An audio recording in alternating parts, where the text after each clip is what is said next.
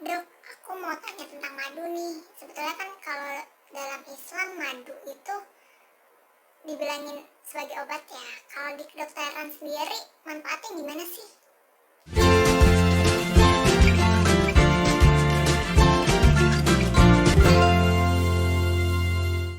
Halo, jumpa lagi di Kamis Medis dengan saya Dr. Nadia.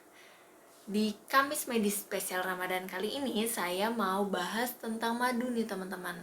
Dalam Islam sendiri itu ada surat An-Nahl ya, tentang lebah dan juga madu, itu dibahas di An-Nahl juga.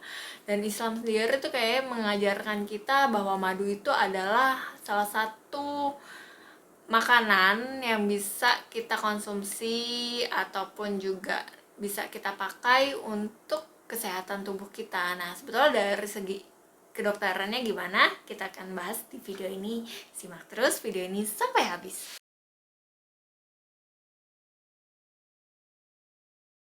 Jadi kita bahas dulu ya definisi madu ini sebenarnya biar kita sama-sama nih sesuai.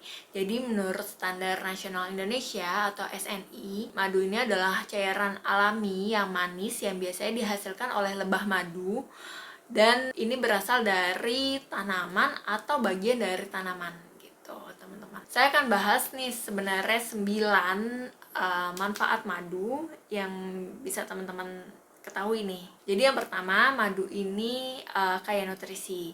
Selain dia rasanya manis, dia juga mengandung glukosa, sukrosa, maltosa, dan fruktosa, teman-teman. Nah, yang kedua, dia mengandung juga antioksidan.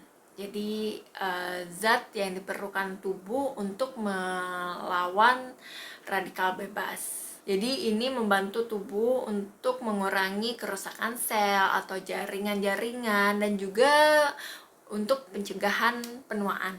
Wow, bagus banget berarti ya manfaat madu ini. Terus yang ketiga, dia dapat menurunkan tekanan darah. Jadi di madu sendiri itu ada kandungannya asetilkolin yang dia dapat membantu untuk menurunkan tekanan darah, teman-teman. Selain itu, di dalam madu itu ada fenol dan flavonoid yang gunanya dia juga untuk melindungi si pembuluh darah kita dari aterosklerosis atau lebih gampangnya penyumbatan pembuluh darah. Nah, ini penting banget nih. Jadi buat teman-teman yang darah tinggi itu penyumbatan pembuluh darah adalah termasuk hal yang perlu ditakuti dan juga dicegah karena dapat menyebabkan komplikasi lain seperti penyakit jantung misalnya. Yang keempat adalah dia dapat menurunkan kolesterol. Jadi kolesterol jahat atau LDL itu dapat turun jika kita meminum madu, dan kolesterol baik atau HDL-nya akan meningkat. Yang kelima, dia juga dapat menurunkan trigliserid, teman-teman. Jadi trigliserid ini adalah lemak yang salah satu pemicu penyakit jantung. Jadi berdasarkan penelitian bahwa meminum madu secara berkala itu dapat menurunkan trigliserid, teman-teman. Jadi dapat menurunkan juga resiko terkena penyakit jantung.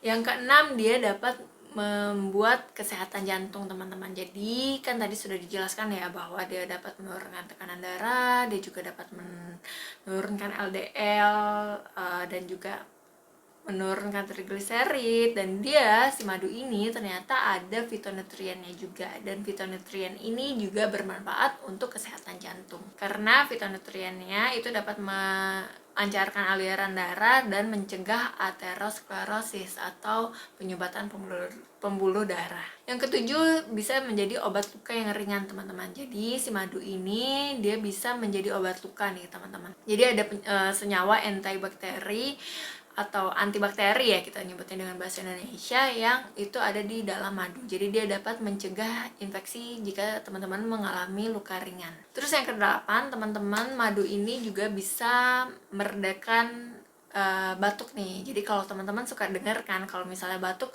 kayaknya aku alaminya minum madu aja nih terus berhasil.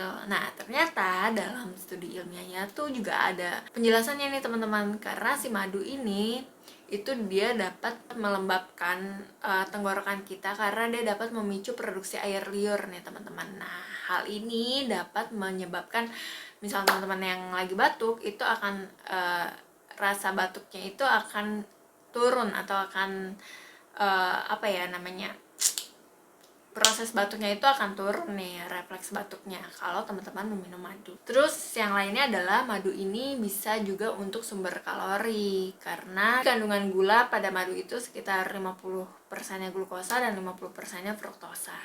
Dan ini biasanya bervariasi nih tergantung dengan madu yang teman-teman minum. Teman-teman, jadi untuk madu sendiri itu bisa dikonsumsi secara langsung dan juga bisa dioleskan ke kulit jika teman-teman mengalami luka ringan ya teman-teman.